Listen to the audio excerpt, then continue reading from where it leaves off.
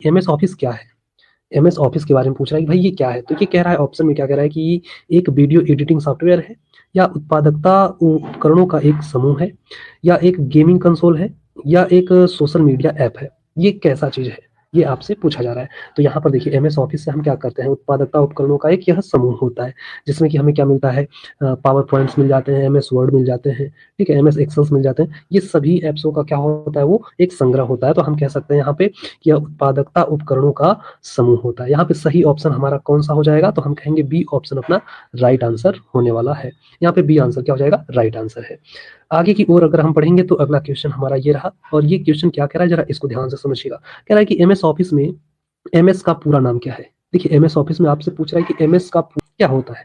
तो देखिए, इसमें क्या होता है, जैसे कि आपको कई सारे विकल्प में मिल जा रहे हैं। एम से मेन सॉफ्टवेयर दिया है, या मास्टर सूट दिया गया है, या माइक्रोसॉफ्ट दिया गया है, या यहाँ पे मल्टी सिस्टम होता है, क्या हो सकता है। तो यहाँ पे एम से आपका क्या हो जाएगा, माइक्रो, और एस से आपका हो जाएगा क्या, सॉफ्ट। तो हम कहते हैं यहाँ पर कि हमारा सही ऑप्शन कौन सा हो जाएगा, ऑप्शन नंबर सी, यानी कि माइक्रोसॉफ्ट हमारा सही आंसर होने वाला है।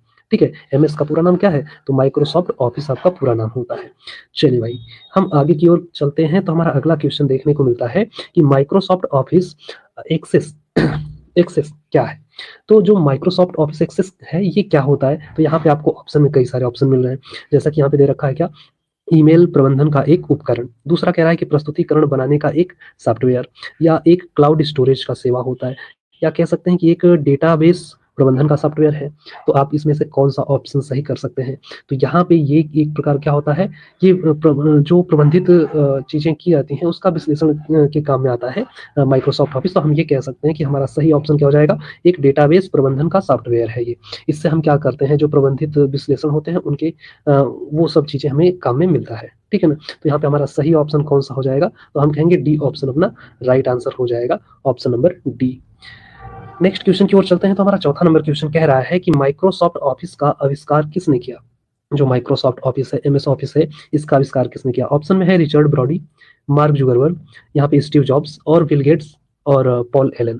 तो इसमें से कौन सा सही ऑप्शन आपका होने वाला है। तो देखिए, चौथे नंबर प्रश्न में यहाँ पे माइक्रोसॉफ्ट ऑफिस जो होता है, इसका आविष्कार किसने किया भाई। तो हम कह सकते हैं कि इसके आविष्कारक बिल गेट्स और पॉल एलन को हम कह सकते हैं। तो यहाँ पे हमारा सही ऑप्शन क्या हो जाएगा, डी ऑप्शन सही आंसर हुआ। ठीक है ना, डी ऑप्शन अपना क्या है, सही आंसर होने वाला है। नेक्स्ट क्वेश्चन की ओर चलते हैं। तो यहाँ पे कह रहा है क्या कि माइक्रोसॉफ्ट ऑफिस पहली बार कब जारी हुआ। यहाँ पे माइक्रोसॉफ्ट जो होता है, ये पहली बार कब जारी हुआ था, आपसे ये पूछा जा रहा है। तो आपको ऑप्शन में दिख रहे हैं यहाँ पे क्या, तो ऑप्शन में यहाँ पे 1995 है, 1989 है, 1985 है, या 2000। कौन से सन में माइक्रोसॉफ्ट ऑफिस जो है लागू हुआ था, या हम कह सकते हैं कि जारी हुआ था। तो यहाँ पे सही ऑप्शन हमारा रहेगा 1990। ठीक है, यहाँ पे सही आंसर क्या होने वाला है, 1990 तो नहीं, 1989 में होगा। ठीक है ना, सही आंसर यहाँ पे क्या हो जाएगा, 1989। यहाँ पे बी ऑप्शन करेक्ट होगा, क्योंकि 1990 में ना, 1990 में क्या हुआ था भाई, कि 1990 में इसका जो विंडो संस्करण है, जो विंडो वाला संस्करण था, उसको क्या किया गया था, उसको लागू किया गया था। ठीक है ना, वो जारी हुआ था 1990 में। और एमएस ऑफिस का पहली बार जो है कि जब इसको लागू किया गया, तो ये 1989 ईस्वी में किया गया था। ठीक है ना, 1990 में क्या करेंगे, इसका विंडो वर्जन को लागू किया गया था, जारी किया गया था। चलिए भाई, नेक्स्ट क्वेश्चन यहाँ पे हमारा क्या है, और ये कह रहा है, जरा ध्यान से पढ़ेंगे। क्या कह रहा है कि निम्नलिखित में से कौन सा तरीका उत्पाद कुंजी के बिना एमएस ऑफिस को सक्रिय कर सकता है। तो यहाँ पे आपके कई सारे ऑप्शन है। कह रहा है कि निःशुल्क परीक्षण संस्करण का उपयोग करके, या पायरेटेड स्रोत से इंस्टॉल करके, या नकली कुंजी दर्ज करके, या किसी तृतीय जैसे कि थर्ड पार्टी एप्लीकेशन जो होता है या वेबसाइट होता है उससे जो है कि संक्रियण टूल द्वारा उपयोग करके। तो इसमें से कौन सा सही ऑप्शन आपका होने वाला है। तो देखिए, यहाँ पे आपका सही आंसर कौन सा हो जाएगा, तो हम कह सकते हैं कि यहाँ पे सही आंसर हमारा क्या हो जाएगा, ए ऑप्शन हो जाएगा, निःशुल्क परीक्षण संस्करण का उपयोग करके हम करते हैं। ठीक है ना, निःशुल्क क्या होता है, परीक्षण संस्करण करके उपयोग इसका किया जाता है भाई। चलिए, हम नेक्स्ट आगे बढ़ते हैं क्वेश्चन की ओर। तो इसका क्या होने वाला है आंसर। देखिए, माइक्रोसॉफ्ट ऑफिस आउटलुक क्या है। जो माइक्रोसॉफ्ट ऑफिस में आउटलुक एप्लीकेशन होता है, वो आउटलुक क्या है आपसे पूछा जा रहा है। ऑप्शन में आपके है एक टेक्स्ट एडिटर है, या एक वीडियो कॉन्फ्रेंसिंग सॉफ्टवेयर है, या एक ईमेल और कैलेंडर प्रबंधन का सॉफ्टवेयर है, या हम कह सकते हैं कि एक स्प्रेडशीट सॉफ्टवेयर है। कौन सा सही ऑप्शन होने वाला है। तो देखिए, यहाँ पे आपसे पूछा जा रहा है माइक्रोसॉफ्ट ऑफिस में जो आउटलुक होता है, इसका बात कर रहा है। तो जो आउटलुक होता है ना, उसमें क्या करते हैं, ईमेल हुआ, कैलेंडर हुआ, और कॉन्ट्रैक्ट हुआ, इन सब चीजों को क्या किया जाता है, मैनेज किया जाता है। ठीक है ना, ये क्या आउटलुक इन सब चीजों को क्या करता है, मैनेज करता है, इन सभी के उपयोग में किया जाता है। तो हम कहते हैं यहाँ पे हमारा सही आंसर क्या हो जाएगा, सी ऑप्शन हो जाएगा, यानी कि ईमेल और कैलेंडर के प्रबंधन में क्या करते हैं, सॉफ्टवेयर का हम उपयोग करते हैं। ठीक है, हम नेक्स्ट क्वेश्चन की ओर चलते हैं। तो हमारा नेक्स्ट क्वेश्चन कह रहा है यहाँ पे कि माइक्रोसॉफ्ट ऑफिस पिक्चर मैनेजर कहाँ पाया जाता है। ठीक है, पिक्चर मैनेजर कहाँ पाया जाता है इसमें भाई, माइक्रोसॉफ्ट ऑफिस में।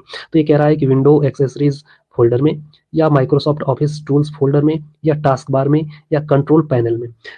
किस जगह पे ये हमारा पिक्चर मैनेजर फोल्डर पाया जाता है, हमें ये पूछ रहा है। ठीक है, तो इसका सही आंसर क्या होने वाला है, तो हम कहेंगे भाई माइक्रोसॉफ्ट ऑफिस के टूल्स फोल्डर जो होते हैं उसमें हमें क्या होता है कि ये पिक्चर मैनेजर मिलता है। ठीक है, तो हमारा सही ऑप्शन क्या हो जाएगा, option number B. B option हमारा क्या हो जाएगा, करेक्ट आंसर हो जाने वाला है। अगर हम अगले क्वेश्चन की बात करते हैं, तो यहाँ पे अगला क्वेश्चन क्या कह रहा है, माइक्रोसॉफ्ट ऑफिस डॉक्यूमेंट इमेजिंग क्या है। डॉक्यूमेंट इमेजिंग यहाँ पे आपसे कह रहा है ऑप्शन नंबर ए में कि एक वीडियो एडिटिंग सॉफ्टवेयर है, या कह रहा है कि एक फोटो एडिटिंग सॉफ्टवेयर है, या कह रहा है कि पीडीएफ फाइलों को प्रबंधित करने का एक टूल है, या कह रहा है कि छवियों को स्कैन और प्रबंधित करने का एक टूल है। तो क्या इसमें से सही आंसर हो सकता है, तो देखिए ये जो अपना माइक्रोसॉफ्ट ऑफिस में जो डॉक्यूमेंट इमेजिंग होता है, इसमें क्या किया जाता है, ये जो इमेजेस होते हैं उनको स्कैन करके प्रबंधित किया जाता है, मैनेज किया जाता है एक टूल द्वारा। ठीक है ना, तो हम यहाँ पर क्या कर सकते हैं, सही ऑप्शन हम कहेंगे कि भाई हमारा डी ऑप्शन राइट आंसर है। छवियों छवियों का मतलब यही होता है, जो इमेज होते हैं हमारे, इमेज को स्कैन करके वो क्या करता है, प्रबंधित करता है और एक टूल में। चलिए नेक्स्ट हम चलते हैं।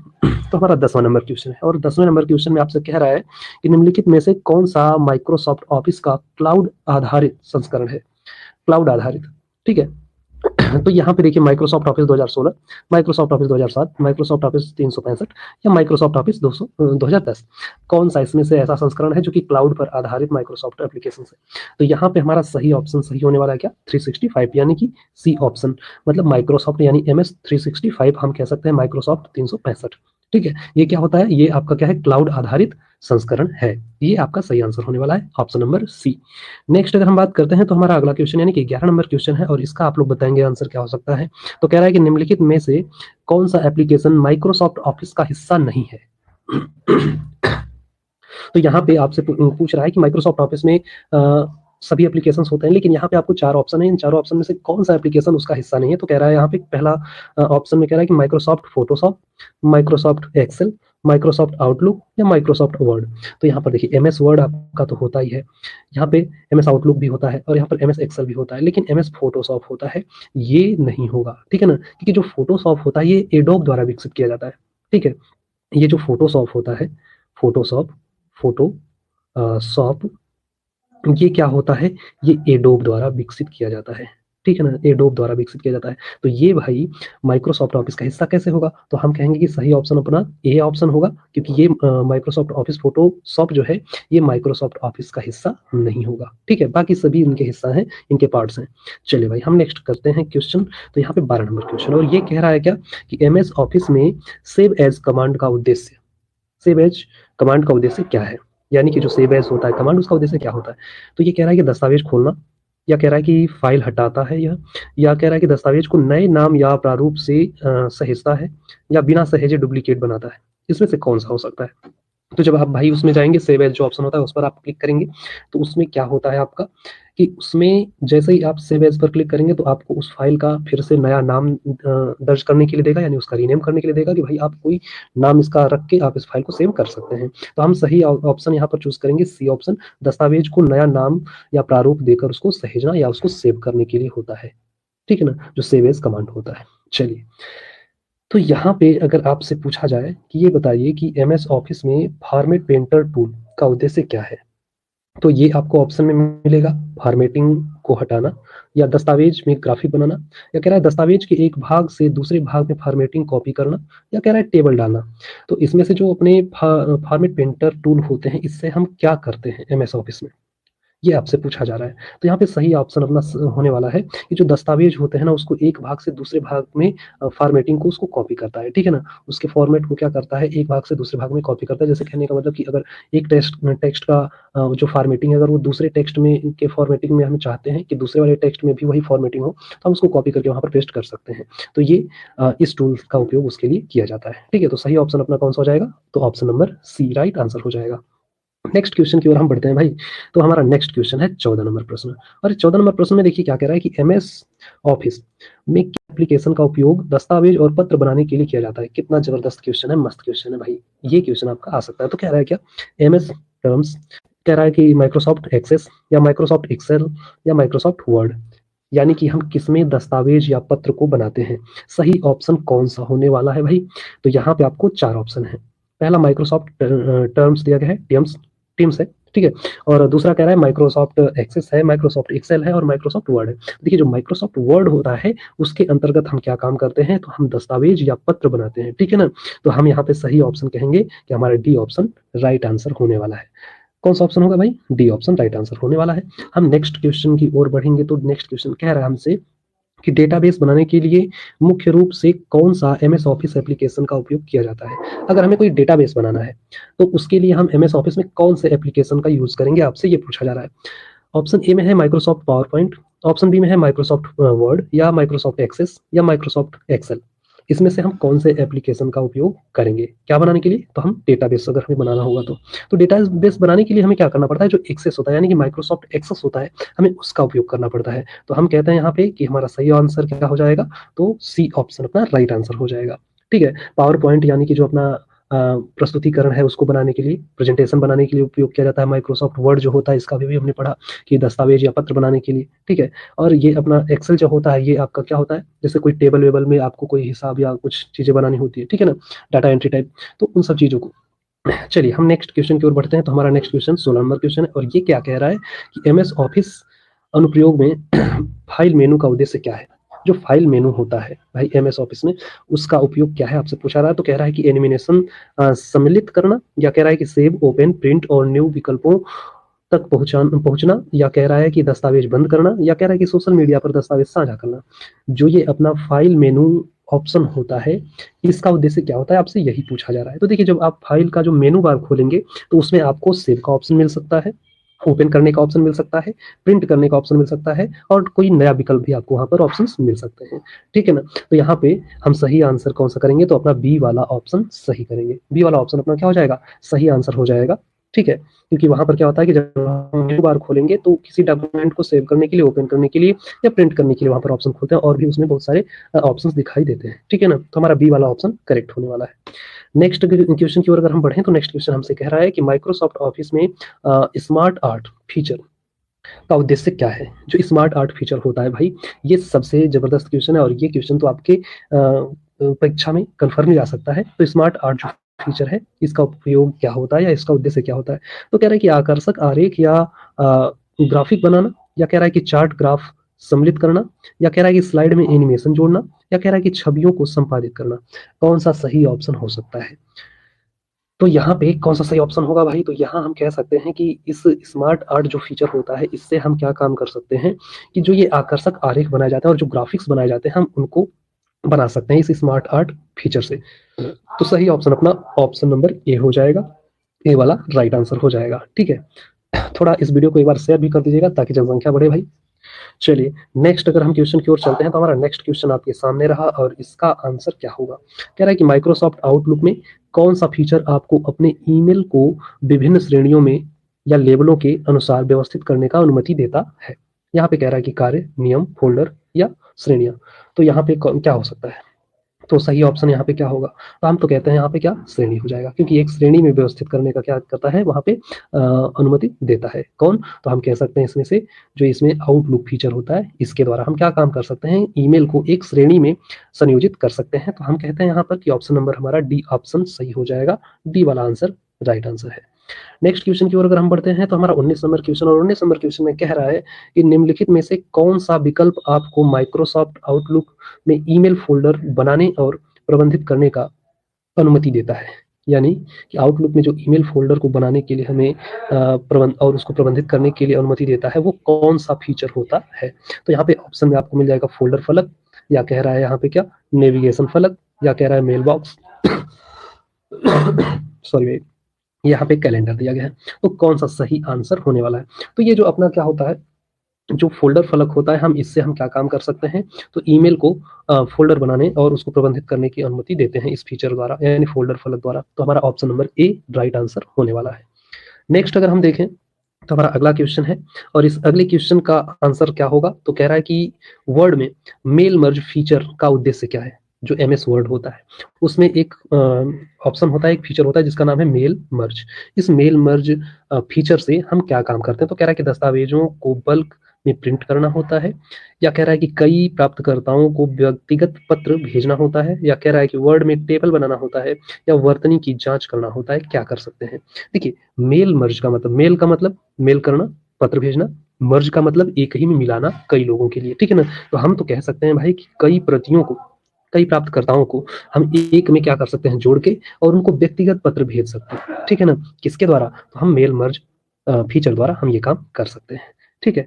तो ये सही आंसर अपना हो जाएगा क्या, तो बी वाला ऑप्शन करेक्ट आंसर हो जाएगा, ठीक है। चलिए आगे हम बढ़ते हैं। अगला क्वेश्चन कह रहा है कि एक्सेल में शॉर्ट फीचर का उद्देश्य क्या है। शॉर्ट फीचर से हम क्या करते हैं भाई, जो एक्सेल होता है, एमएस एक्सेल होता है, उसमें शॉर्ट फीचर किस लिए होता है। तो कह रहा है कि डुप्लीकेट, या कह रहा है कि रंग फॉर्मेटिंग लागू करना, या कह रहा है कि डेटा को आरोही या अवरोही क्रम में व्यवस्थित करना, या कह रहा है कि हाइपरलिंक सम्मिलित करना। तो क्या ऑप्शन यहाँ पे कौन सा सही हो सकता है। तो देखिए, जो ये आपका 21 नंबर क्वेश्चन है, इसमें हम क्या काम करते हैं कि जो शॉर्ट होता है, शॉर्ट के द्वारा हम ऐसा काम करते हैं कि जैसे कोई डेटा है तो उसको हम आरोही क्रम या अवरोही क्रम में क्या करते हैं, व्यवस्थित करते हैं। तो शॉर्ट वाले फीचर से हमें करना पड़ता है एमएस एक्सेल में। तो यहाँ पे हमारा सही आंसर कौन, नंबर सी राइट आंसर हो जाएगा, ठीक है। ऑप्शन नंबर क्या हो जाएगा, सी राइट आंसर हो जाएगा। अगर हम नेक्स्ट क्वेश्चन की बात करें तो ये कह रहा है क्या, पावर पॉइंट में स्लाइड मास्टर व्यू क्या है।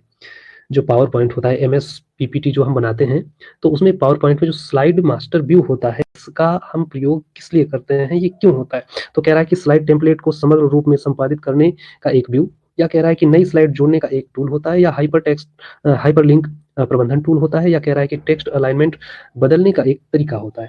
तो हम कौन सा सही आंसर इसमें से कर सकते हैं। तो देखिए, ये जो अपना स्लाइड मास्टर होता है, इससे हम क्या काम कर सकते हैं, जो स्लाइड के टेम्पलेट्स होते हैं उनको समग्र रूप से संपादित करने के लिए एक व्यू में हम उसको देख सकते हैं।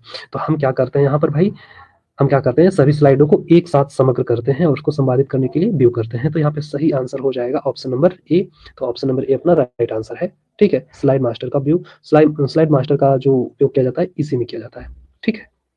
चलिए भाई, नेक्स्ट क्वेश्चन है हमारा 23 नंबर, और 23 नंबर प्रश्न में कह रहा है कि एमएस ऑफिस में कौन सा फीचर आपके अन्य लोगों के साथ वास्तविक समय के दस्तावेज पर सहयोग करने का सुविधा देता है। तो यहाँ पर कह रहा है कि हाइपरलिंक, या कह रहा है कि माइक्रोसॉफ्ट टीम्स इंटीग्रेशन, या कह रहा है कि सहलेखन, या कह रहा है कि दस्तावेज पुनर्प्राप्ति। तो क्या हो सकता है, कौन सा ऑप्शन सही हो सकता है। तो हम कहते हैं भाई कि सहलेखन के लिए, ठीक है ना। यहाँ पर क्या होता है, सहलेखन के लिए, कोराइट के लिए यहाँ पर क्या होता है, कह सकते हैं कि इसका उपयोग, इस फीचर का उपयोग किया जाता है, ठीक है, एमएस ऑफिस का। चलिए भाई, नेक्स्ट क्वेश्चन की ओर हम चलते हैं। तो हमारा अगला प्रश्न कह रहा है कि प्रोजेक्ट टाइमलाइन को टास्क लिस्ट बनाने के लिए कौन सा एमएस ऑफिस एप्लीकेशन का अच्छा उपयोग है, ठीक है ना। तो कौन सा एमएस ऑफिस एप्लीकेशन अच्छा रहेगा भाई, अगर हमें क्या काम करना है, टास्क लिस्ट बनाना है तो, ठीक है। तो यहाँ पे ऑप्शन में आपको मिल जा रहा है Microsoft OneNote, Microsoft Project, Microsoft Word, या माइक्रोसॉफ्ट एक्सेल। तो यहाँ पे सही आंसर क्या होने वाला है। तो हम कहते हैं कि यहाँ पे अगर हमें ये चीज़ें बनानी है तो हम माइक्रोसॉफ्ट प्रोजेक्ट का उपयोग करके, और हम क्या कर सकते हैं, टास्क लिस्ट को काफ़ी अच्छे तरीके से एडिट कर सकते हैं, बना सकते हैं अपने प्रोजेक्ट टाइमलाइन के लिए। तो हम कहते हैं कि अपना सही आंसर कौन सा हो जाएगा, तो बी ऑप्शन अपना राइट आंसर हो जाएगा, ठीक है। बी आंसर अपना क्या है, राइट आंसर हो जाएगा। चलिए भाई, अगला क्वेश्चन कह रहा है यहाँ पे कि विचारों को व्यवस्थित रूप से मंथन करने और संगठित करने के लिए कौन सा एमएस ऑफिस के एप्लीकेशन सबसे उपयुक्त है। यानी किस एमएस ऑफिस एप्लीकेशन का हम उपयोग कर सकते हैं किसी प्रकार के विचारों को व्यवस्थित रूप से संगठित करने के लिए। तो हम यहाँ पर दे रखे हैं ऑप्शन कौन कौन से, तो Microsoft Access, Microsoft Excel, Microsoft Word और माइक्रोसॉफ्ट वन वोट। तो इसमें से सही कौन सा होगा। तो यहाँ पे हम कह सकते हैं कि हम वन वोट से क्या कर सकते हैं, माइक्रोसॉफ्ट वन वोट से हम ये कर सकते हैं कि अपने द्वारा जो व्यवस्थित मंथन या विचार जो होते हैं उसको संगठित रूप से क्या काम कर सकते हैं, उनको व्यवस्थित कर सकते हैं, ठीक है ना, संगठित रूप से उसको व्यवस्थित कर सकते हैं। तो ऑप्शन नंबर कौन सा हो जाएगा हमारा, तो हम कहेंगे कि ऑप्शन नंबर डी अपना राइट आंसर होगा, यानी कि माइक्रोसॉफ्ट वन वोट का हम उपयोग करेंगे। नेक्स्ट अगर हम चलते हैं अगले क्वेश्चन की ओर, तो हमारा अगला क्वेश्चन कह रहा है कि स्प्रेडशीट बनाने और गणना करने का मुख्य रूप से कौन सा एमएस ऑफिस एप्लीकेशन उपयोग किया जाता है। अगर स्प्रेडशीट बनाना है तो उसके लिए हम कौन से एमएस ऑफिस एप्लीकेशन का उपयोग हम भाई करेंगे स्प्रेडशीट बनाने के लिए। ध्यान दीजिएगा। तो यहाँ पे आपको कई सारे ऑप्शन मिल रहे हैं। यहाँ पे आपको ऑप्शन में क्या-क्या मिल रहे हैं, तो कह रहा है कि Microsoft Access, Microsoft Excel, Microsoft PowerPoint और माइक्रोसॉफ्ट वर्ड। तो हम इसमें से कौन-सा सही ऑप्शन चूज़ करेंगे? तो यहाँ पर देखिए, जो माइक्रोसॉफ्ट एक्सेल होता है उसके द्वारा हम स्प्रेडशीट बना सकते हैं। तो माइक्रोसॉफ्ट क्या हो जाएगा, एक्सेल अपना सही आंसर होने वाला है, यानी option number B right answer हो जाएगा। नेक्स्ट क्वेश्चन की ओर चलते हैं। तो यहाँ पर अपना मिल जाएगा अगला क्वेश्चन, कह रहा है कि माइक्रोसॉफ्ट पावर पॉइंट में स्लाइड शो व्यू का उद्देश्य क्या होता है? स्लाइड शो व्यू जो होता है, इसका इस ऑप्शन का क्या उद्देश्य होता है या क्या प्रयोग होता है माइक्रोसॉफ्ट पावर पॉइंट में?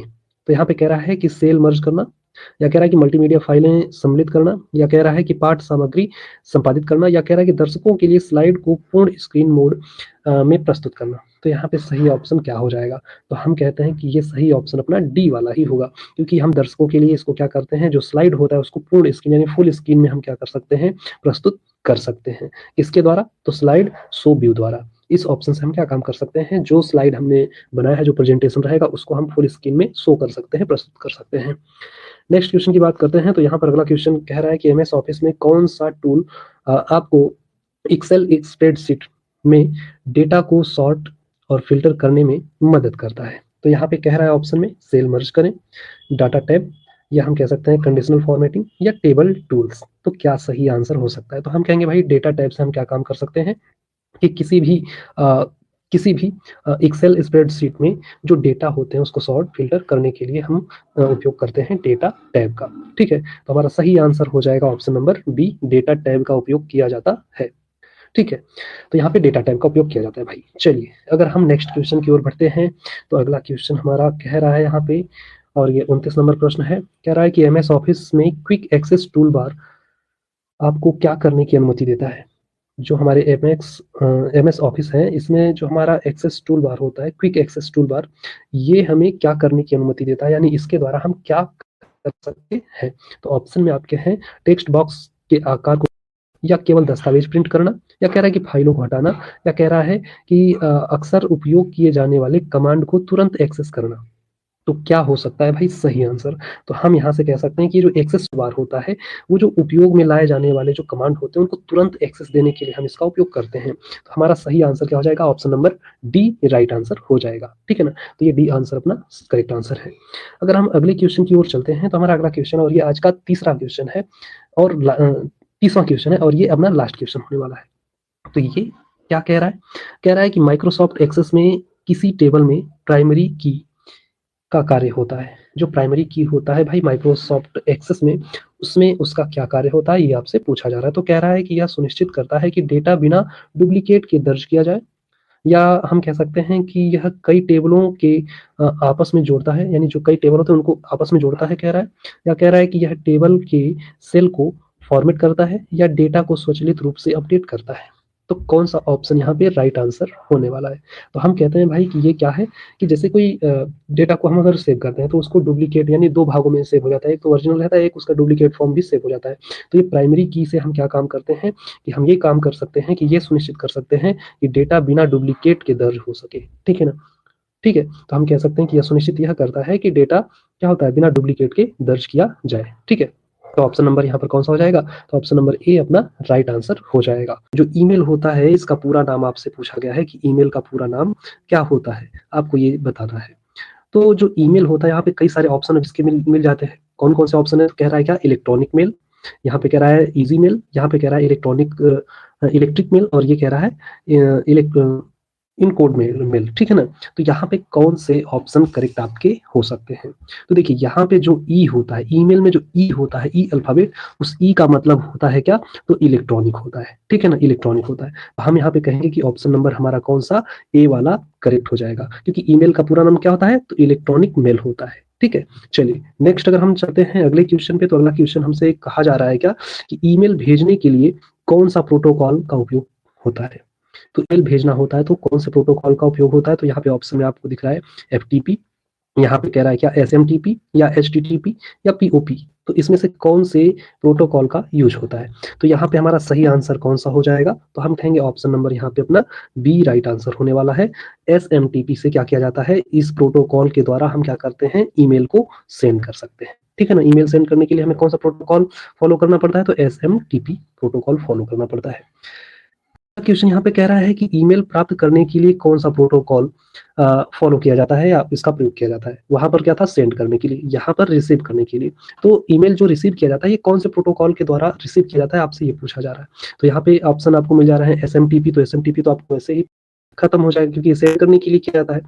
अगला ऑप्शन है HTTP और POP3, और यहाँ पर क्या दिया गया है, FTP। तो यहाँ पे क्या होता है, यहाँ पे हमारा सही आंसर हो जाएगा ऑप्शन नंबर C, यानी कि POP3 जो होता है, इस प्रोटोकॉल के द्वारा हम क्या कर सकते हैं, किसी भी ईमेल को प्राप्त कर सकते हैं।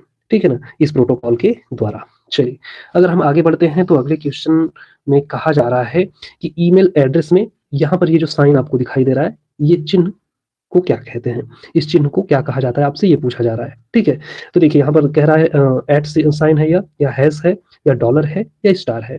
तो देखिए स्टार तो अपना कुछ इस तरीके से होता है, ठीक है, डॉलर तो ऐसे ही यस बना के कटा होता है। अगर हैश की बात करते हैं तो हैश कुछ इस तरीके से होता है। तो अपना कौन सा सही आंसर हो जाएगा, तो हम कहेंगे भाई अपना ए वाला ऑप्शन करेक्ट हो जाएगा। यानी कि ये एट द रेट का क्या होता है, साइन होता है। ये जो इस तरीके से होता है ना, ये क्या होता है, एट का साइन होता है, इसको हम एट द रेट भी बोलते हैं। चलिए हम नेक्स्ट अगर बात करते हैं तो अगला क्वेश्चन में कहा जा रहा है क्या, कि ये बताइए कि BCC का पूरा नाम क्या होगा। ठीक है, BCC का पूरा नाम क्या होगा। तो यहाँ पे आपको कई सारे ऑप्शन मिलेंगे। कह रहा है क्या, ब्लाइंड कार्बन कॉपी या ब्लैक कार्बन कॉपी या बेस्ट कार्बन कॉपी या बेसिक कार्बन कॉपी, इसमें से कौन सा आंसर आपका करेक्ट हो सकता है। तो यहाँ पर देखिए जो BCC होता है ना, तो B से अपना क्या हो जाता है, ब्लाइंड हो जाता है, C से अपना कार्बन हो जाता है और C से कॉपी भी होता है। तो यहाँ पे हम कह सकते हैं कि अपना सही आंसर कौन सा हो जाएगा, तो ब्लाइंड कार्बन कॉपी, यानी ऑप्शन नंबर A करेक्ट आपका होने वाला है। ठीक है, तो ऑप्शन नंबर A अपना क्या हो गया, करेक्ट हो गया। नेक्स्ट अगर हम चलते हैं तो अगले क्वेश्चन में कह रहा है कि CC का पूरा नाम क्या है। जो CC लिखा हुआ होता है इसका पूरा नाम क्या होता है। तो ये जो CC होता है ना, इसका नाम क्या होता है पूरा, तो हम कह सकते हैं भाई कि इसका पूरा नाम कार्बन कॉपी होता है। तो यहाँ पर सही ऑप्शन हमारा कौन सा हो जाएगा, तो ऑप्शन नंबर A दिखाई दे रहा है, तो हम ऑप्शन नंबर A को टिक करेंगे। CC का पूरा नाम होता है कार्बन। चलिए शेयर करते रहिएगा क्लास को, आगे बढ़ते हैं अगले क्वेश्चन को। तो यहाँ पे अगले क्वेश्चन में कह रहा है क्या, कि ईमेल में फाइल जोड़ने की प्रक्रिया को क्या कहें हैं। जो ईमेल होता है उसमें हम फाइल को अगर जोड़ना चाहते हैं, किसी को अगर हमें ईमेल करना है और हम कोई अगर फाइल जोड़ना चाहते हैं, तो उसको क्या करना पड़ता है, उसको क्या कहते हैं। तो क्या अपलोड किया जाता है या अटैच किया जाता है या जो है कि एम्बेडेड किया जाता है या इंसर्ट किया जाता है, कौन सा ऑप्शन सही होगा। तो देखिए अगर हमें क्या करना है, ईमेल किसी को और उसमें कोई फाइल जोड़ना है, तो हमें उसमें उस फाइल को अटैच करना पड़ता है। ठीक है, तो हमारा सही ऑप्शन कौन सा हो जाएगा, तो option number B right answer हो जाएगा। हमें क्या करना पड़ेगा कि उस फाइल को अटैच करना पड़ता है। ठीक है, अटैच करना पड़ता है। नेक्स्ट अगर हम बात करते हैं तो यहाँ पर अगला क्वेश्चन जो है आपसे कह रहा है कि ये बताइए कि स्पैम ईमेल आईडी क्या होता है। Spam email ID, what is the spam email. ठीक है, तो जो स्पैम होता है इससे क्या तात्पर्य है, इसको हम समझ लेते हैं। तो यहाँ पर देखिए ऑप्शन में क्या दे रखा है, इंपॉर्टेंट ईमेल आईडी या अनवांटेड ईमेल आईडी, या यहाँ पे दिया गया है क्या, ऑफिशियल ईमेल, या हम कह सकते हैं यहाँ पे क्या, ड्रॉप्ड ईमेल, कौन सा हो सकता है। तो यहाँ पे ये जो स्पैम में आता है ईमेल, तो ये चीजें जो हम नहीं चाहते हैं वही चीजें क्या होती हैं, स्पैम में जाती हैं। ठीक है ना, तो हम कह सकते हैं कि ये एक प्रकार का क्या होता है, अनवांटेड ईमेल होता है। जो अनवांटेड ईमेल होते हैं ना, वही हमारे क्या होते हैं, स्पैम वाले फाइल में चले जाते हैं, उसको हम इसमें स्पैम ईमेल कहते हैं। तो यहाँ पर सही ऑप्शन अपना क्या हो जाएगा, option number B right answer हो जाएगा। नेक्स्ट अगर हम बढ़ते हैं तो अगले क्वेश्चन में कह रहा है कि इंटरनेट क्या है, व्हाट इज द इंटरनेट। तो इंटरनेट के बारे में आपको बताना है। तो कह रहा है क्या, सिग्नल नेटवर्क है या नेटवर्क्स ऑफ नेटवर्क्स। ठीक है, कह रहा है कि कंप्यूटर सॉफ्टवेयर है या वेबसाइट है, क्या हो सकता है। तो बहुत सारे लोग क्या करते हैं, इंटरनेट का उपयोग करते हैं, सर्च करते हैं, तो लोग समझते हैं कि भाई चलो वेबसाइट होगा, वेबसाइट टिक कर लेते हैं। ठीक है, लेकिन ऐसा कुछ नहीं है। वो क्या होता है, इंटरनेट एक प्रकार का क्या है, तो ये नेटवर्कों का नेटवर्क होता है। ठीक है ना, ये नेटवर्कों का नेटवर्क होता है। तो हम कहेंगे नेटवर्क ऑफ नेटवर्क्स। ठीक है ना, तो ऑप्शन नंबर अपना कौन सा हो जाएगा, तो हम कहेंगे option number B right answer हो जाएगा। इंटरनेट क्या है, नेटवर्कों का नेटवर्क होता है भाई, नेटवर्क ऑफ नेटवर्क्स। ठीक है, चलिए नेक्स्ट अगर हम देखते हैं तो हमारा कह रहा है प्रश्न कि www का पूरा नाम क्या है, what is the full name of the www। तो यहाँ पे तो ये सबसे सिंपल क्वेश्चन है, आप सभी को पता होगा। तो ऑप्शन में दे रखा है वर्ल्ड वाइड वेबसाइट वेब, और यहाँ पर दे रखा है वर्ल्ड वेब वाइड या वेब वर्ल्ड वाइड या वाइड वर्ल्ड वेब, या इसी को मतलब इधर उधर कर दिया है। तो हम जानते हैं वर्ल्ड वेब वेबसाइट होता है अपना, तो वेबसाइट को ही वेब भी कहा जाता है। तो हमारा सही ऑप्शन कौन सा हो जाएगा, तो हम कहेंगे सही ऑप्शन अपना कौन सा है, तो A ऑप्शन अपना राइट आंसर है। अगर हम नेक्स्ट चलते हैं अगले क्वेश्चन की तरफ, तो ये क्वेश्चन क्या कह रहा है? कह रहा है कि वेबसाइट खोलने के लिए कौन सा सॉफ्टवेयर उपयोग होता है? अगर हमें क्या करना है, कोई वेबसाइट को ओपन करना है, तो हम कौन से सॉफ्टवेयर का उपयोग करते हैं भाई? तो यहाँ पर दे रखा है क्या, वेब ब्राउजर को, या कह रहा है कि कंपाइलर को, या कह रहा है क्या, एडिटर को, या एंटीवायरस को? हम किस चीज को ओपन करते हैं? तो यहाँ पे देखिए, सबसे पहले अगर आपको कोई चीजें सर्च करनी है, ठीक है, तो हमें क्या करना है, वेबसाइट खोलना पड़ता है। और वो वेबसाइट किसमें खोलना पड़ता है? तो हम कहेंगे भाई कि ये अपने वेब ब्राउजर में खोला जाता है, ठीक है ना। तो वेब ब्राउजर जो होते हैं उसमें खोला जाता है ये वेबसाइट्स। तो यहाँ पे हमारा सही आंसर कौन सा हो जाएगा? ऑप्शन नंबर ए, ठीक है। अगर हम बात करते हैं 12 नंबर क्वेश्चन की, तो 12 नंबर क्वेश्चन में कह रहा है कि निम्न में से कौन सा वेब ब्राउजर है? इसमें से आपको वेब ब्राउजर बताना है। वेब ब्राउजर मतलब वही कि जिसमें आप क्या करते हैं, सभी चीजों को सर्च कर पाते हैं। तो इसमें से कौन सी चीज ऐसी है जिसमें कि आप सर्च कर पाते हैं? तो ऑप्शन में आपको दिख रहा होगा गूगल क्रोम, या कह रहा है एमएस वर्ड, या यहाँ पे क्या होता है विंडोज, या यहाँ पे लिनक्स। तो यहाँ पे कौन सा सही ऑप्शन है? तो देखिए, अगर हम बात करते हैं एमएस वर्ड की, तो एमएस वर्ड के अंतर्गत जो होता है, हम क्या करते हैं, कोई पत्र या कोई डॉक्यूमेंट बनाना हो तो उसको हम बनाते हैं, ठीक है ना। तो ये तो अपना सर्च करने के लिए हम प्रयोग कर नहीं सकते हैं, तो हम क्या करते हैं, गूगल क्रोम में जाते हैं और कोई भी चीज हमें सर्च करनी होती है तो हम उसको सर्च करते हैं, ठीक है। तो यहाँ पे हम कह सकते हैं कि गूगल क्रोम क्या है, यह एक प्रकार का क्या, वेब ब्राउजर है। तो option number A right answer होने वाला है। नेक्स्ट क्वेश्चन, तो यहाँ पे नेक्स्ट क्वेश्चन कह रहा है कि यूआरएल का पूरा नाम है, क्या है भाई? यूआरएल का पूरा नाम क्या है? What is the full name of the URL? तो यहाँ पे कह रहा है क्या, यूनिफॉर्म रिसोर्स लोकेटर, ये कह रहा है यूनिवर्सल रिकॉर्ड लिंक, या यूनिफॉर्म रिकॉर्ड लिंक, या यूनिक रिसोर्स लिंक। कौन सा ऑप्शन यहाँ पे करेक्ट होने वाला है? तो यहाँ पे हम कहेंगे भाई कि इसका फुल नेम क्या होता है? तो यू से आपका हो जाता है क्या, यूनिफॉर्म हो जाता है, आर से अपना रिसोर्स हो जाता है, और एल से लोकेटर होता है। तो ये यूआरएल एक प्रकार का क्या होता है, लोकेटर होता है। तो हम कहेंगे यूनिफॉर्म रिसोर्स लोकेटर, ठीक है। तो ऑप्शन नंबर ए अपना राइट आंसर हो जाएगा, ठीक है। नेक्स्ट अगर हम बात करते हैं, आगे की तरफ चलते हैं, तो अगला क्वेश्चन हमारे सामने है, और ये क्वेश्चन कह रहा है इस इंजन का उदाहरण कौन सा है? मतलब ये जो आपको 4 ऑप्शन दिए गए हैं, गूगल, फेसबुक, जीमेल, व्हाट्सएप, इन सभी में से सर्च इंजन कौन है? तो सर्च इंजन, जैसे कोई चीजें हमें सर्च करनी होती है तो हम सबसे पहले क्या काम करते हैं, गूगल करते हैं ना।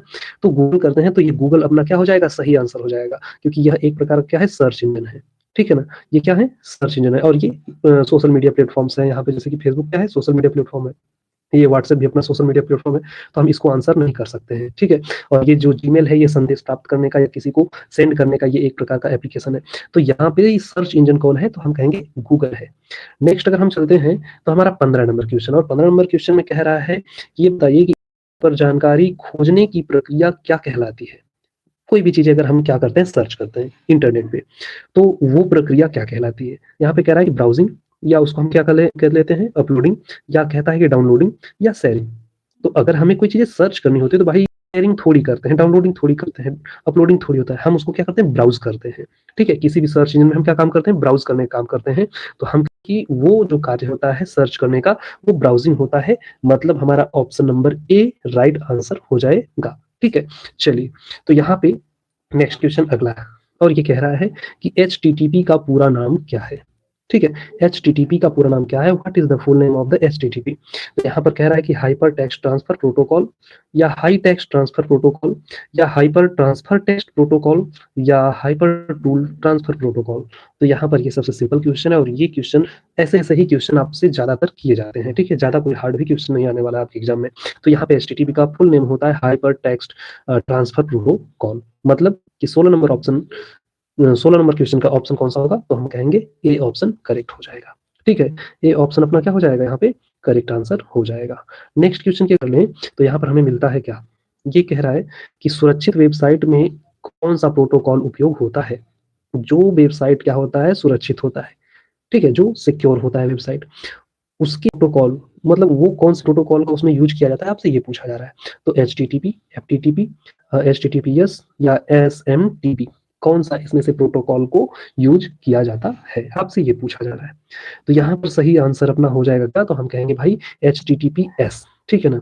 ये क्या होता है, HTTPS एक प्रकार का क्या है, तो ये एक प्रकार का सिक्योर है, सिक्योर प्रोटोकॉल है, जिसके द्वारा हमारे जो वेबसाइट होते हैं वो सुरक्षित रहते हैं। तो ऑप्शन नंबर सी अपना राइट आंसर हो जाएगा, ठीक है। नेक्स्ट क्वेश्चन अगर आपसे कहा जा रहा है कि ईमेल का ड्राफ्ट किसे कहते हैं? ईमेल का ड्राफ्ट किसे कहते हैं? तो कह रहा है डिलीटेड ईमेल, या अनसेंड ईमेल, या सेंड ईमेल, या यहाँ पे कह रहा है कि रिसीव्ड ईमेल, मतलब जो ड्रॉप्ड में चला जाता है हमारा मैसेज, वो कौन से ईमेल को हम कहते हैं? तो जो हमने डिलीट कर रखा है वो चला जाता है, या अनसेंड वाला चला जाता है, या सेंड वाला है, या रिसीव वाला? तो पहली बात कि सेंड और रिसीव तो ये दोनों होंगे ही नहीं, क्योंकि सेंड हो गया तो चला गया, रिसीव हो गया तो हमें वो ईमेल मिल गया है, वो ड्रॉप्ड में नहीं जाएगा। बाकी डिलीट कर देते हैं तो डिलीट भी करने के बाद वो चीजें खत्म हो जाती हैं। तो हमारा सही ऑप्शन कौन सा हो जाएगा? अनसेंड, यानी कि जो हमने अनसेंड किया है अभी तक, ईमेल अगर हमने कंपोज कर लिया है और उसको अभी तक हमने नहीं भेजा है, तो वो अपना ड्राफ्ट में चला जाता है, उसको हम ड्राफ्ट ईमेल बोलते हैं। तो हम कहेंगे option number B right answer हो जाएगा। ठीक है, नेक्स्ट क्वेश्चन की अगर हम बात कर लें तो यहाँ पर कह रहा है कि इंटरनेट पर फाइल डाउनलोड करने का अर्थ क्या है? इंटरनेट पर जो हम फाइल को डाउनलोड करते हैं उसका अर्थ क्या है? तो कह रहा है कि सेंडिंग फाइल, रिसीविंग फाइल, या एडिटिंग फाइल, या डिलीटिंग फाइल। तो पहली बात यहाँ पे कट होने लायक कौन कौन से ऑप्शन है? डिलीटिंग फाइल, डिलीट तो करते नहीं, एडिट तो हम करते नहीं है, ठीक है। कोई चीजें अगर हम देखें तो सेंड तो करते नहीं, तो हम वो फाइल को डाउनलोड करके अपने डिवाइस में रिसीव करते हैं, ठीक है ना। तो ये अपना क्या हो जाएगा? Option number B right answer हो जाएगा। ठीक है, नेक्स्ट क्वेश्चन की ओर बढ़ते हैं। तो ये हमारा 20वां नंबर क्वेश्चन, और ये एफटीपी का पूरा नाम आपसे पूछा जा रहा है। एफटीपी का पूरा नाम क्या है? What is the full name of the FTP? तो यहाँ पे देखिए दिया गया option, file transfer protocol, fast transfer program, file text protocol, या फोल्डर ट्रांसफर प्रोटोकॉल। तो कौन सा सही ऑप्शन हो सकता है भाई? तो यहाँ पर देखिए जो एफटीपी होता है इसका फुल नेम होता है फाइल ट्रांसफर प्रोटोकॉल, अर्थात option number A will be the right answer. ठीक है, नेक्स्ट क्वेश्चन की अगर हम बात करें कि किसी फाइल को सेव करने की शॉर्टकट कुंजी क्या है? अगर किसी फाइल को हमें कंप्यूटर में करना है, सेव करना हो, तो उसके लिए हम कौन से शॉर्टकट की का उपयोग करेंगे? तो देखिए सेव करने के लिए पहली बात कि एस से क्या हो जाता है? तो ये अपना सेव हो जाता है, ठीक है ना। तो इससे याद रखिएगा एस से सेव, तो यहाँ पे कंट्रोल एस आपको क्या करना पड़ेगा? क्लिक करना पड़ेगा। तो हमारा ऑप्शन कौन सा हो जाएगा? Option number A correct answer हो जाएगा। कंट्रोल एस से आपको क्या करना है? फाइल को सेव करना है। नेक्स्ट क्वेश्चन की ओर चलते हैं। तो हमारा यहाँ पर कह रहा है कि नया डॉक्यूमेंट बनाने की शॉर्टकट कुंजी क्या है? अगर हमें कोई नया डॉक्यूमेंट को बनाना है तो उसके लिए हम नया कुंजी कौन सा उपयोग करेंगे? कौन सी कुंजी का उपयोग करते हैं? देखिए नया, नया के लिए क्या होता है? न्यू होता है। तो हमें न्यू डॉक्यूमेंट्स को क्या करना है? क्रिएट करना है। तो एन शब्द आप ले लीजिए, और कंट्रोल एन जब आप क्लिक करेंगे तो आपको नया डॉक्यूमेंट बनाने की शॉर्टकट कुंजी होती है। तो हमारा सही ऑप्शन कौन सा हो जाएगा? तो ऑप्शन नंबर सी, यानी कंट्रोल एन को आपको प्रेस करना पड़ेगा नया डॉक्यूमेंट बनाने के लिए। नेक्स्ट अगर हम देखते हैं तो हमारा तीसरा नंबर क्वेश्चन है, और ये कह रहा है कि कॉपी करने की शॉर्टकट की क्या है?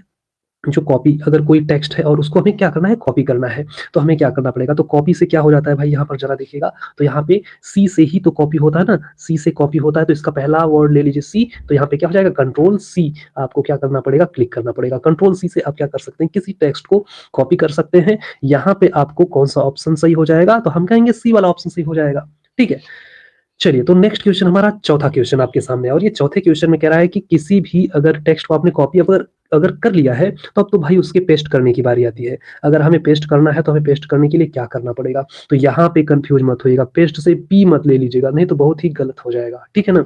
तो पी को आपको नहीं लेना है। तो यहाँ पे क्या होता है? कंट्रोल भी, ठीक है ना। आपको क्या करना पड़ता है? भी का उपयोग करना पड़ता है। कंट्रोल भी से आप क्या कर सकते हैं? पेस्ट कर सकते हैं किसी भी टेक्स्ट को। तो हम यहाँ पर कौन सा ऑप्शन लगाएंगे? तो ऑप्शन नंबर ए करेक्ट अपना हो जाएगा, यानी कि कंट्रोल भी से हम क्या कर सकते हैं? किसी टेक्स्ट को पेस्ट कर सकते हैं।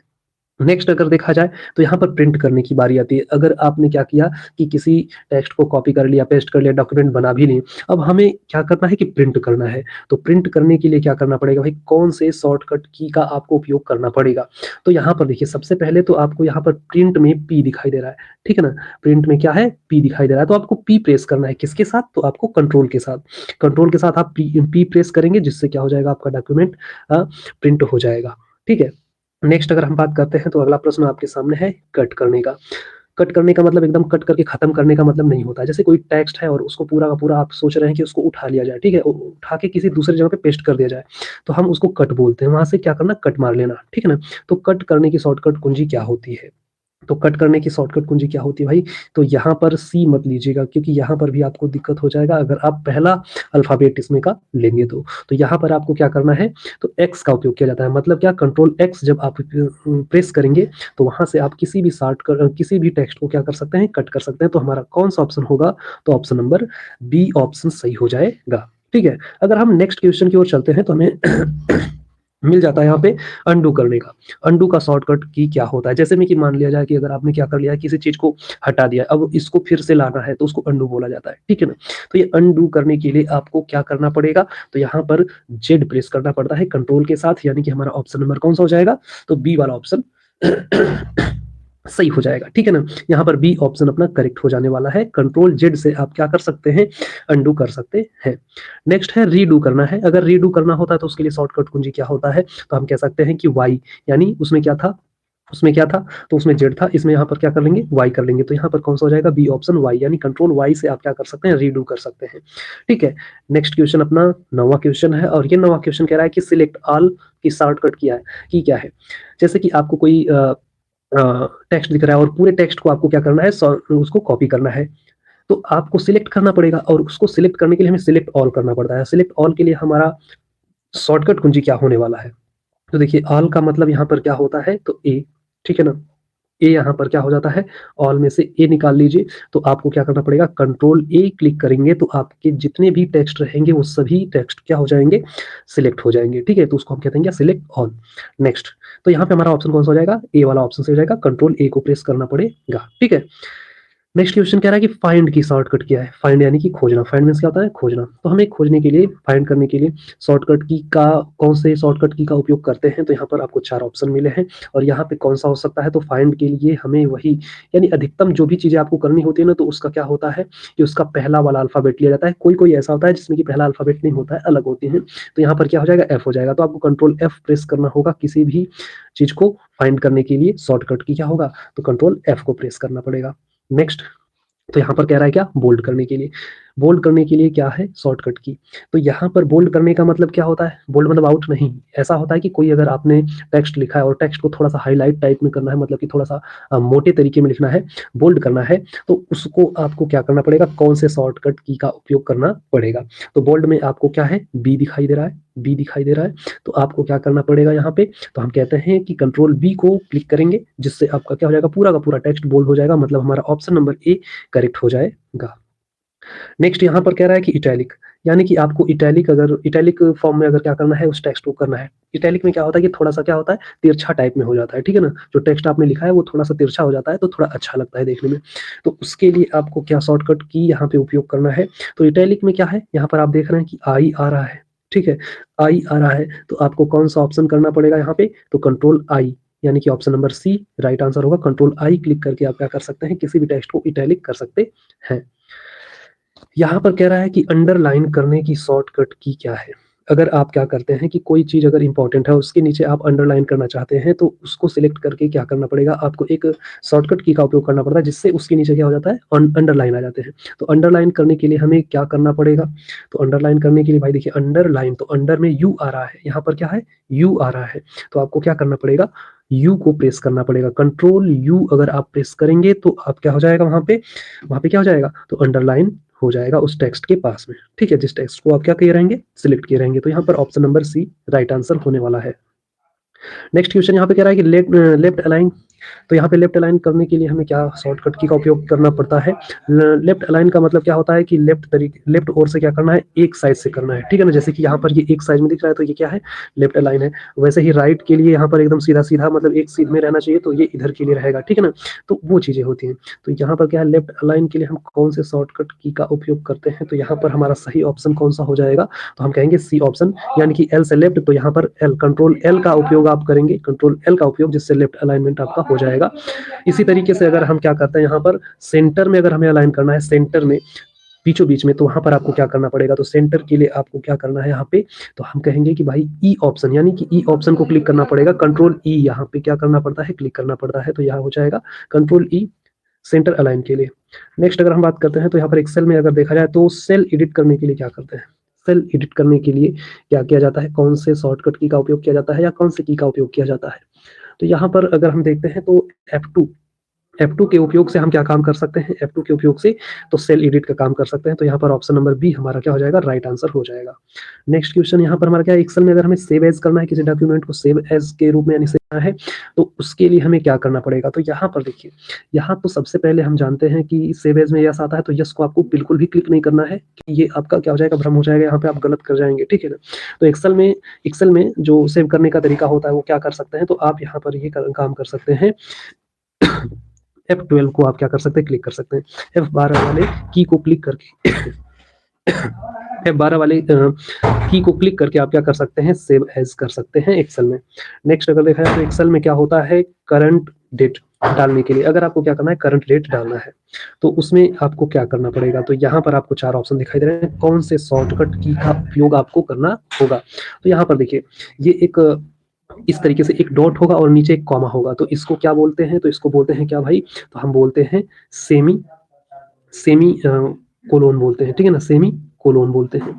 तो यहाँ पर आपको क्या करना पड़ता है, कंट्रोल प्लस सेमी कोलोन को आपको क्लिक करना पड़ेगा, क्या करने के लिए, करंट डेट डालने के लिए, ठीक है। आप अगर आपको क्या करना है, एक्सेल में करंट डेट डालना है, तो आपको सेमी कोलोन यानी कि हम कह सकते हैं यहाँ पर ऑप्शन नंबर सी अपना राइट आंसर हो जाएगा।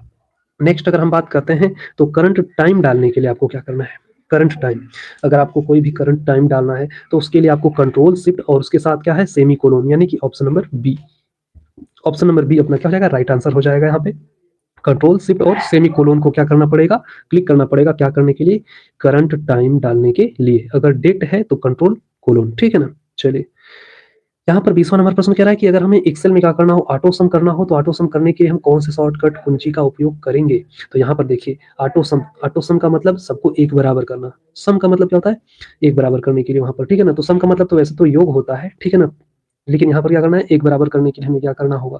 तो यहाँ पर हम कह सकते हैं कि आल्ट प्लस क्या करना है, इक्वल, आल्ट प्लस इक्वल का उपयोग आप करेंगे। यहाँ पे ऑप्शन नंबर बी में दिखाई दे रहा है और ये ऑप्शन नंबर बी अपना सही आंसर होने वाला है। आल्ट प्लस इक्वल को आपको क्लिक करना पड़ेगा, क्या करने के लिए, ऑटो सम करने के लिए। नेक्स्ट देखा जा रहा है, यहाँ पे कह रहा है कि एक्सेल में अगर हमें न्यू वर्कशीट जोड़ना हो तो उसके लिए हम शॉर्टकट कुंजी का कौन सा उपयोग करेंगे, कौन से शॉर्टकट कुंजी का उपयोग करेंगे। ठीक है, तो यहाँ पर दे रखा है कंट्रोल एन है, कंट्रोल F11 है, अल्ट F4 है और यहाँ पर कंट्रोल F है। तो इसमें से हमें कौन सा ऑप्शन सही होने वाला है, हमें नया वर्कशीट जो है उसको ऐड करने के लिए क्या करना पड़ता है, कौन से शॉर्टकट की का उपयोग करना पड़ता है। तो हमें क्या करना है भाई, ये शिफ्ट को दबाना पड़ेगा, शिफ्ट और F11, ठीक है ना, शिफ्ट और F11 यानी ऑप्शन नंबर बी हमारा राइट आंसर हो जाएगा। अगर हमें नया वर्कशीट क्या करना है, ऐड करना है, तो शिफ्ट F11 को आपको क्या करना पड़ेगा, क्लिक करना पड़ेगा। नेक्स्ट अगर हम बात करते हैं तो अगर हमें एक्सेल में क्या करना हो, रिप्लेसमेंट करना हो यानी रिप्लेस करना हो, तो हमें क्या करना पड़ेगा, कौन सी कुंजी का उपयोग करना पड़ेगा। तो यहाँ पर आपको कई सारे ऑप्शन है, control F, control R, control H और कंट्रोल D। तो यहाँ पर सही ऑप्शन क्या होने वाला है, तो हम क्या करते हैं, रिप्लेस करने के लिए हम H का उपयोग करते हैं। तो यहाँ पर क्या हो जाएगा, तो कंट्रोल H का उपयोग करके आप क्या काम कर सकते हैं, किसी भी कुंजी, किसी भी चीज को आप क्या कर सकते हैं, एक्सेल में रिप्लेस कर सकते हैं।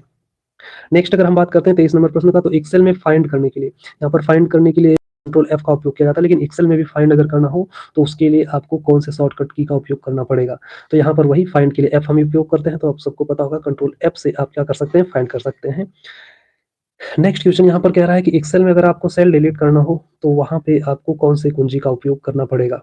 तो यहाँ पर देखिए, सबसे पहले तो अगर आपको क्या करना हो, डिलीट करना हो, डिलीट करने के लिए हमें माइनस यानी कि थोड़ा कम करना होता है, हटाना होता है। तो हम यहाँ पर क्या कर सकते हैं, तो कंट्रोल प्लस माइनस कर सकते हैं। यहाँ पर हम इसको हाइफन का भी नाम दे सकते हैं या माइनस ही है, ठीक है ना, तो माइनस आप कर सकते हैं। कंट्रोल प्लस माइनस का उपयोग करके आप क्या काम कर सकते हैं, किसी भी सेल को डिलीट कर सकते हैं। नेक्स्ट अगर देखा जाए तो यहाँ पर अगला हमारा 25वां नंबर प्रश्न है और ये लास्ट नंबर प्रश्न है। कह रहा है कि एक्सेल में अगर फॉर्मूला शुरू करने के लिए कौन सा चिन्ह उपयोग करते हैं। जो फॉर्मूला है उसको अगर हमें क्या सर्ट करना हो, शुरू करना हो, तो उसके लिए हमें एक्सेल में कौन से साइन वाले की को हमें प्रेस करना पड़ेगा। तो हम कहेंगे भाई इक्वल, ठीक है ना, हमें क्या करना पड़ेगा, यहाँ पे इक्वल वाले की को प्रेस करना पड़ता है, जिससे क्या होता है, फॉर्मूला इंसर्ट होता है।